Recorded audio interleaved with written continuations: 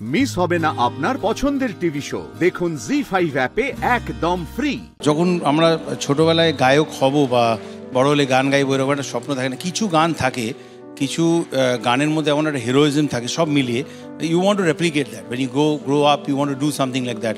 স্টেজে মনে হয় যে ছোটবেলায় আমি তো নিজে জানি, মানে ইউ ড্রিম অ্যাবাউট ইট, যে ইন্ডোর স্টেডিয়ামে এরকম গাইবো আর এরকম লোক চেঁচাবে, এই স্বপ্নগুলো মনের মধ্যে, মানে it actually ignites you. I think ওইগুলো সব, এই গানগুলোতে মানুষ যতটা এনজয় করে, you actually enjoy probably even more when you singing it.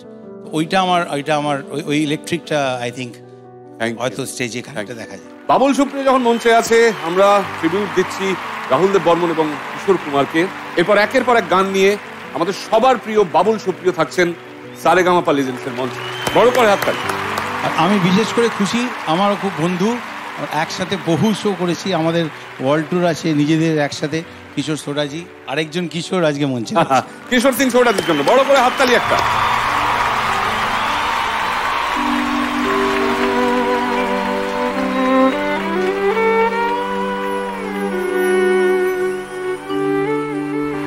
Laxmikant parallel একবার বলেছিলেন, রোম্যান্সের নোটগুলো শুনেই বুঝতে পারি ये मेरा दोस्त आर डी बर्मन नहीं बनाया है। এটা মানে এত একটা আইডেন্টিক্যাল, একটা দারুণ একটা ব্যাপার ছিল।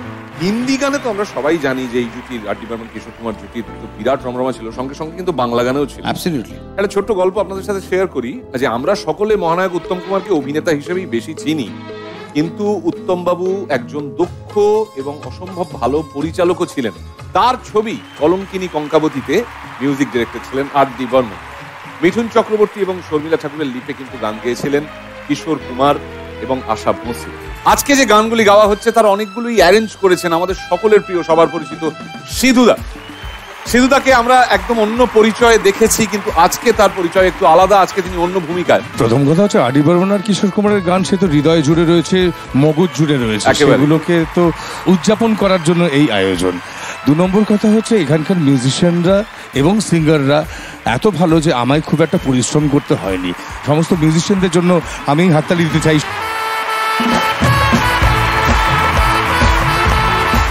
আর যারা যারা সিঙ্গাররা, তাদের সকলেই আমাদের পরিচিত মুখ এবং ভীষণ গুণী শিল্পী তারা। সো আমি এই মিউজিক্যাল শোটা বেসিক্যালি এনজয় করছি, যতটা কাজ করেছি আমি শোটা এনজয় করছি। আর ডি বর্মন কিশোর কুমারের যুগলবন্দি বারবার আমাদেরকে ভালোবাসার গাড়িতে চাপিয়ে ঘুরতে নিয়ে যায়। প্রেমের সঙ্গে জানেন তো বৃষ্টির একটা সরাসরি যে সম্পর্ক আছে, সেটা তো আমরা অনেকেই অনুভব করেছি, তাই না? আর সেরকম কোন মুহূর্তে যদি হঠাৎ আপনার চারপাশে বেজে ওঠে রিমঝিম গিরে সাবন সুলগ সুলগ যায় মন, তাহলে কেমন হয় বলুন? একটা গল্প বলি এই সিনেমার শুটিং এ। অমিতাভ বচ্চন, মৌসুমী চ্যাটার্জি, বৃষ্টি পড়ছে, অসাধারণ সেই চোখে লেগে থাকা ফ্রেম, কিন্তু এটা কোনো সেটের ভেতরে রেন মেশিন দিয়ে বৃষ্টি তৈরি করে করা শুটিং নয়, বম্বের রাস্তায় বর্ষাকালে হওয়া শুটিং, একেবারে অরিজিনাল বৃষ্টির মধ্যে এই দারুণ প্রেমের দৃশ্য। এবং এই দৃশ্য শুট করার ফাঁকে ফাঁকে মাঝে মাঝেই হিরো হিরোইনকে হোটেলের ঘরে গিয়ে গরম চা খেয়ে শরীর ঠিক রাখতে হচ্ছিল সর্দি কাশি থেকে বাঁচার জন্য। জি5 ডাউনলোড করুন আর সব এপিসোড দেখুন একদম ফ্রি।